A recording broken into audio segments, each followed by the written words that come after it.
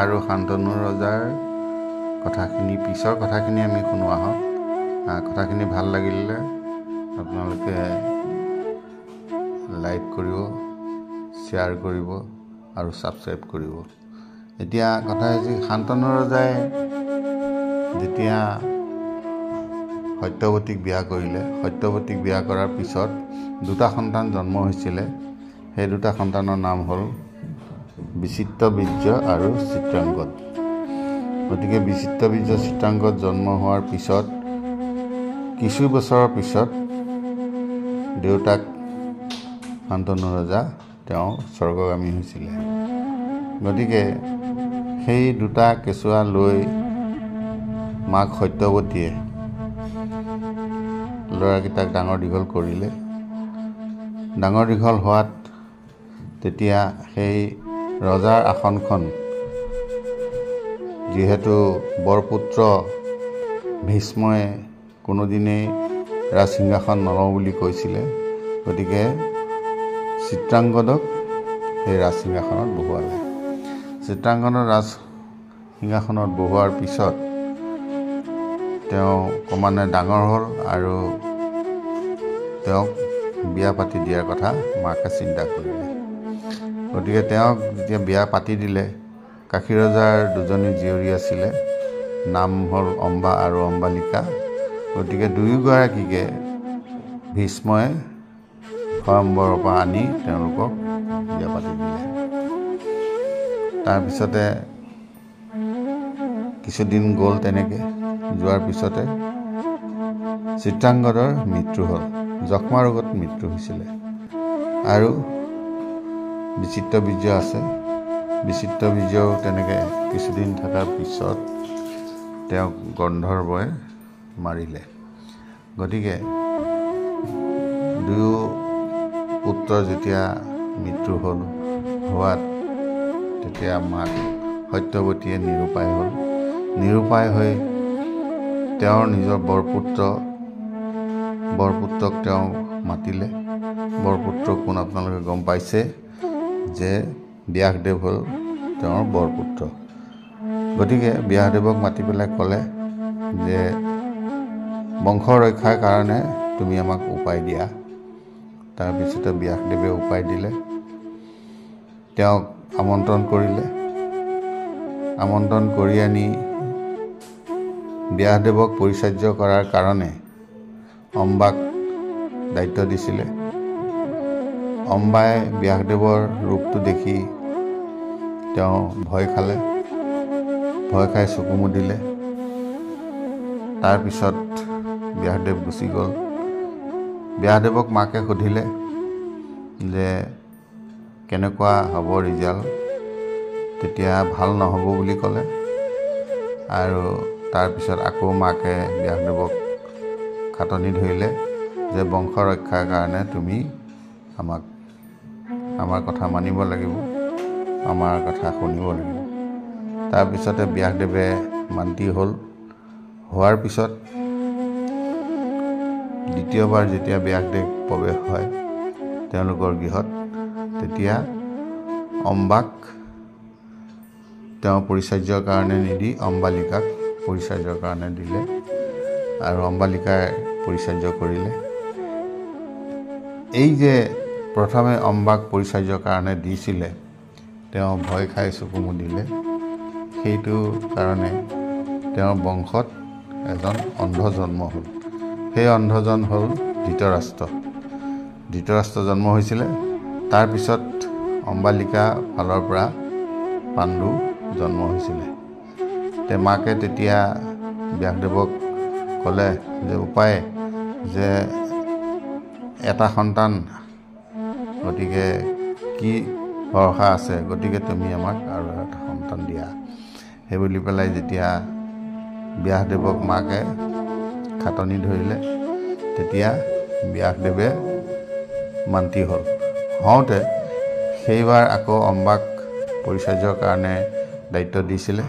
কিন্তু অম্বাই সেইবাৰ ব্যাসদেৱৰ পৰিচাৰ্য নকৰি তেওঁলোকৰ ঘৰতে থকা দাসীগৰাকীক ব্যাসদেৱৰ পৰিচাৰ্যৰ কাৰণে নিক্ষেপ কৰিলে। তাৰপিছতে যেতিয়া দাসীগৰাকীয়ে তেওঁ ব্যাসদেৱক ভালকৈ পৰিচৰ্য কৰিলে, আলহোদহ কৰিলে, তাৰপিছত সেই দাসী গোটেইকেইগৰাকী গৰ্ভৱতী হ'ল। হোৱাৰ পিছতে অম্বা ফালৰ পৰা ধৃতৰাষ্ট্ৰ হ'ল, অম্বালিকা ফালৰ পৰা পাণ্ডু হ'ল আৰু দাসী ফালৰ পৰা বিদুৰৰ জন্ম হৈছিলে। গতিকে বিদুৰ যেতিয়া জন্ম হৈছিলে, বিদুৰ আগৰ জন্মত তেওঁ এজন ৰজা আছিলে। তেওঁ সাপ দিয়াৰ কাৰণে তেওঁ দাসীৰ ঘৰত জন্ম পাইছিলে। গতিকে সেইকাৰণে এই সাপটো কোনে দিছিলে যে মাণ্ডব্য ঋষিয়ে দিছিলে। মাণ্ডব্য ঋষিয়ে তেওঁ এইটো সাপ দিছিলে বিদুৰক। বিদুৰ ৰজা আছিল আগৰ জন্ম। গতিকে লাহে লাহে সেই সন্তানকেইটা ডাঙৰ হৈ আহিলে। অহাৰ পিছতে ধৃতৰাষ্ট্ৰও ডাঙৰ হ'ল, পাণ্ডুও ডাঙৰ হ'ল, বিদুৰো ডাঙৰ হ'ল। তাৰপিছতে ধৃতৰাষ্ট্ৰক বিয়া পাতি দিলে। ধৃতৰাষ্ট্ৰক বিয়া পাতি দিলে যে গান্ধাৰ দেশৰ ৰজা জীয়েক গান্ধাৰী, এই গান্ধাৰীক বিয়া পাতি দিলে। তাৰপিছতে পাণ্ডুক বিয়া পাতি দিলে। পাণ্ডুক বিয়া পাতি দিলে কুন্তীক। কুন্তী হ'ল কুন্তভোজ ৰজাৰ জীয়ৰী আৰু কুন্তী দেউতাক আচলতে কুন্তভোজ ৰজা নহয়, কুন্তীৰ দেউতাক আচলতে শূৰসেন ৰজা বুলি কয়। শূৰসেন ৰজাৰ জীয়ৰী। কুন্তীৰ প্ৰথম নামটো আছিলে বেলেগ, তেওঁৰ দেউতাকৰ ঘৰত নাম আছিলে পৃথা আৰু কালক্ৰমত তেওঁৰ নামটো কুন্তী হ'ল। গতিকে কুন্তী কিয় হ'ল সেই বিষয়েও আলোচনা কৰিম যে শূৰসেন ৰজা আৰু কুন্তভোজ ৰজা দুইজন বন্ধু আছিলে। গতিকে কুন্তভোজ ৰজা অপুত্ৰক আছিলে, সন্তান নাছিলে। যে শূৰসেন ৰজাক তেতিয়া তেওঁ ক'লে যে বন্ধু, আপোনাৰ ল'ৰা ছোৱালী কেইবাটাও, গতিকে এটা ল'ৰা ছোৱালী মোক দিয়ক বা এজনী ছোৱালী মোক দিয়ক। তেতিয়া শূৰসেন ৰজাই সেই কুন্তীক কুন্তভোজ ৰজাক দি দিছিলে। কুন্তভোজ ৰজাই ডাঙৰ দীঘল কৰিলে। ডাঙৰ দীঘল কৰি কুন্তভোজ ৰজা তাতে আছে। এদিন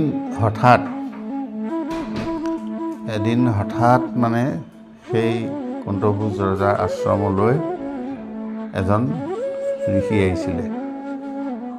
যে সেই ঋষিজন হ'ল কোন? দুৰ্বাসা। দুৰ্বাসা ঋষি আহিছিলে। তেওঁ দুৰ্বাসা ঋষিক কুন্তীয়ে বহুত আলহোদহ কৰিলে।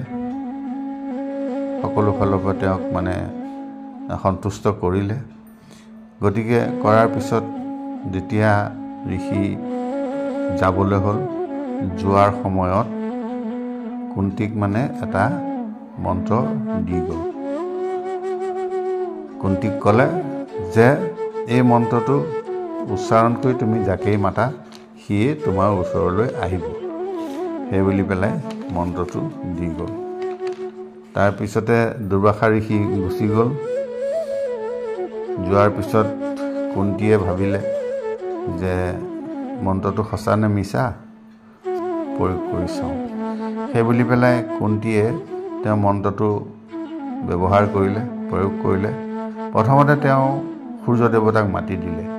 সূৰ্য দেৱতা যেতিয়া মাতি দিলে তেতিয়া সূৰ্য দেৱতা আহি উপস্থিত হৈ তেওঁৰ লগত গন্ধৰ্ব বিবাহ হ'ল।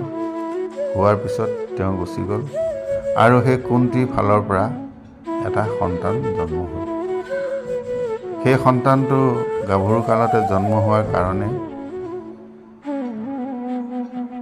মানুহৰ দৃষ্টিত ঘৃণা চকুৰে চাব বুলি তেওঁ বিবেচনা কৰিলে আৰু তেওঁ কি কৰিলে, সেই সন্তানটি গোপনে গোপনে এখন ভেল সাজি নৈত উটাই দিলে। সেই সন্তানটোৱে হ'ল কোনজনে? কৰ্ণ। গতিকে সেই সন্তানটো যেতিয়া ভেলত উটাই দিলে, ভেলত গৈ থাকোঁতে তাতে এহাল মাছমৰীয়াই মাছ মাৰি আছিলে। কৈৱৰ্ত কুলৰ মানুহ মাছ মাৰি আছিলে। গতিকে থাকোঁতে তেওঁলোকে দেখা পালে। দেখা পাই পেলাই তেওঁলোকে সেই সন্তানটো লৈ আহিলে। লৈ আহি পেলাই তেওঁলোকে ডাঙৰ দীঘল কৰিলে। ডাঙৰ দীঘল কৰাৰ পিছত তেওঁলোকে সেই সন্তানটো নাম সলনি কৰি দিলে। তেওঁলোকে নামটো জনা নাছিলে, কিন্তু তেওঁলোকে নাম দিলে। তেওঁলোকে নাম দিলে দুটা। গতিকে সেই সন্তানটোৱে হৈছে কৰ্ণ। তাৰপিছতে সেই যে কুন্তীক আকৌ মানে বিয়া দিলে পাণ্ডুলে বিয়া দিলে। যেতিয়া বিয়া দিলে তেতিয়া পাণ্ডু আকৌ এটা ঋষিৰ সাপ আছে, যিটো সাপৰ কাৰণে তেওঁ সতি সন্ততি কোনোদিন জন্ম দিব নোৱাৰে। পাণ্ডুৱে তেনেকৈ হৰিণৰ চিকাৰত ঘূৰোঁতে এবাৰ তেনেকৈ তেওঁ এটা হৰিণৰ গাত বান মাৰি দিলে। সেই হৰিণটো আছিলে এজন মুনিৰ পত্নী, আৰু মুনি দুয়ো হৰিণৰ ৰূপ ধৰি তেওঁলোকে পুত্ৰৰ কামনাত বনত চৰি আছিলে। তাৰপিছতে পাণ্ডুৱে গৈ হৰিণ দেখা পাই তেওঁৰ গাত শৰ নিক্ষেপ কৰিলে, আৰু মতা হৰিণটোৰ গাত শৰ বিন্ধি গ'ল। তাৰপিছতে হৰিণ তৎক্ষণাত ৰূপ সলনি কৰি পেলাই তেওঁ এজন মুনি হ'ল। মুনি হৈ তেতিয়া পাণ্ডুক তেওঁ শাপ দিলে যে তুমি ব্ৰহ্মবধ কৰাৰ কাৰণে তোমাক মই শাপ নিদিওঁ, কিন্তু তোমাক মই এইটোৱে শাপ দিলোঁ, তুমি যিদিনাই তোমাৰ পত্নীৰ সংগ হ'বা সেইদিনাই তোমাৰ মৃত্যু হ'ব। সেই শাপটো লৈ পেলাই তেওঁ থাকিলে। তাৰপিছতে কুন্তীক যেতিয়া বিয়া কৰি আনিতো সতি সন্ততি একো জন্ম দিব পৰা নাই। কুন্তীৰ পিছতে আকৌ মধ্যদেশৰ জীয়ৰী মাদ্ৰীক বিয়া কৰিলে। এই দুয়োগৰাকী পত্নী হ'ল পাণ্ডুৰ। গতিকে এগৰাকীৰ পৰাও কোনো সতি সন্ততি লাভ কৰিব নোৱাৰে। তাৰপিছতে নিৰুপায় হৈ এনেকুৱা এটা দিন আহিলে যে তেওঁলোকে সেই পাপটো খণ্ডন কৰিব পাৰে নেকি, সেই সাপটো তেওঁলোকে ঋষিমুনি আকৌ ঘূৰাই ল'ব পাৰে নেকি, এই চিন্তাৰে তেওঁলোকে কৈলাশৰ ওপৰত একেবাৰে য'ত ঋষিমুনি আশ্ৰম আছে তেওঁলোকে তালৈ গুচি গ'ল। কুন্তী আৰু মাদ্ৰী লগতে পাণ্ডু তিনিও গুচি গ'ল। তাত গৈ ঋষিমুনিসকলক তেওঁলোকে খাটনি ধৰিলে, দেৱৰীয়ে ধৰিলে, প্ৰাৰ্থনা জনালে যে মহাশয় এনেকৈ সাপ দিয়া আছে আমাৰ গাত, গতিকে সাপটো আপোনালোকে উঠাই ল'ব লাগে। গতিকে তেতিয়া ঋষিমুনিসকলে ক'লে যে ঋষিৰ সাপ এবাৰ দিলে আৰু দ্বিতীয়বাৰ ঘূৰাই ল'ব নোৱাৰি, গতিকে সেইটো আমাৰ কোনো উপায় নাই।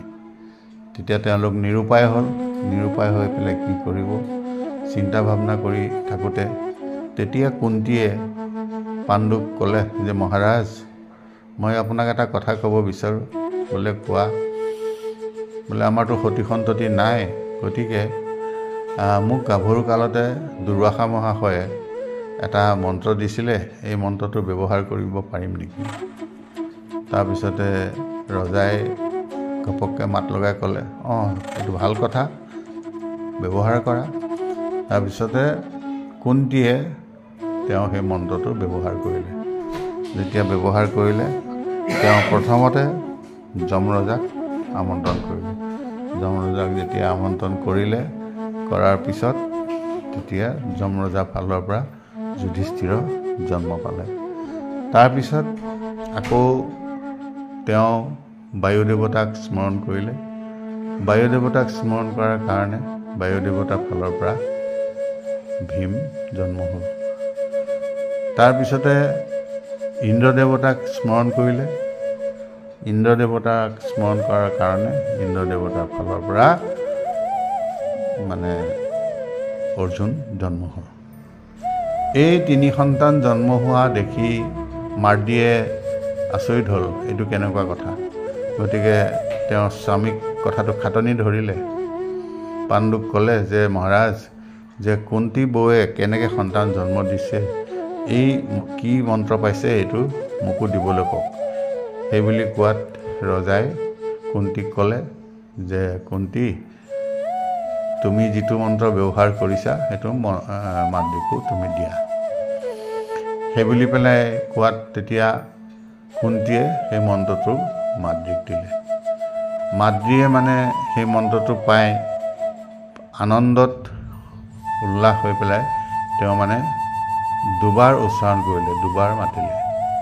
মাতাৰ কাৰণে কোন আহিলে? অশ্বিনী কুমাৰ। অশ্বিনী কুমাৰ অহাৰ পিছত তেওঁলোকে দুজন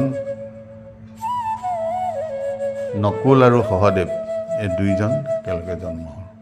গতিকে সেইকাৰণে এই পাণ্ডৱ বংশৰ আচলতে পাণ্ডৱ বংশ বুলি আমি কওঁ, কিন্তু পাণ্ডৱ বংশ পাণ্ডৱৰ ফালৰ পৰা একো নাই, পাণ্ডৱ ফালৰ পৰা একো নাই, কিন্তু এইবিলাক সকলোবিলাক এই মন্ত্ৰ বা ঋষিমুনি ইয়াতহে হৈছে।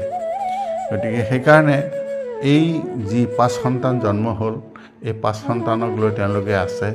তাৰ মাজতে এদিন আকৌ এটা অঘটন ঘটি গ'ল যে মাদ্ৰী আৰু পাণ্ডু দুয়ো মানে অৰণ্যত গ'ল। অৰণ্যত গৈ ঘূৰি আহোঁতে দুয়ো মিলন হ'ল। মিলন হোৱাৰ লগে লগে পাণ্ডু মৃত্যু হ'ল। আৰু যেতিয়া পাণ্ডুৰ মৃত্যু হ'ল তেতিয়া কুন্তীয়ে নিজেই চিঠা সাজি পাণ্ডুক মানে তাতে দাহ কৰিলে, আৰু সেই চিঠাতে মানে মাদ্ৰীও যাহ গ'ল। গতিকে তাৰপিছত কুন্তীয়ে সেই 5টা সন্তান লৈ বহুত বিপদত পৰি গ'ল। কি কৰিব? ঋষিমুনিসকলৰ ওচৰত তেওঁ আশ্ৰয় ল'লে। ঋষিমুনিসকলে উপায়হীন হৈ তেওঁলোকক সেই 5 সন্তানৰ সৈতে কুন্তীক হস্তিনাপুৰত আনি থৈ গ'লহি। হস্তিনাপুৰত থাকি হস্তিনাপুৰতেই সকলোবিলাকক ডাঙৰ দীঘল কৰিলে। বহু কষ্ট কুন্তীয়ে খালে। আৰু কুন্তী এই মই যে ক'লোঁ সুৰসেন ৰজাৰ জীয়ৰী, সুৰসেন ৰজাৰ জীয়ৰী কুন্তী, আৰু সুৰসেন ৰজাৰ পুত্ৰ হ'ল আপোনাৰ বসুদেৱ। গতিকে সেই সূত্ৰে কৃষ্ণ আৰু কুন্তী মানে পেহীয়েক, কৃষ্ণৰ পেহীয়েক হয় কুন্তী, তাৰমানে দেউতাকৰ ভৈনীয়েক, সেইকাৰণে পেহীয়েক হয়। গতিকে আপোনালোকক শান্তনু ৰজাৰ বিষয়ে আৰু গংগাৰ বিষয়ে লগতে সত্যৱতীৰ বিষয়ে কথাখিনি আপোনালোকৰ ওচৰত দাঙি ধৰিলোঁ। যদি আপোনালোকে কথাখিনি শুনি ভাল পায়, আপোনালোকে এবাৰ লাইক কৰিব, ছাবস্ক্ৰাইব কৰিব আৰু শ্বেয়াৰ কৰি দিব। ধন্যবাদ।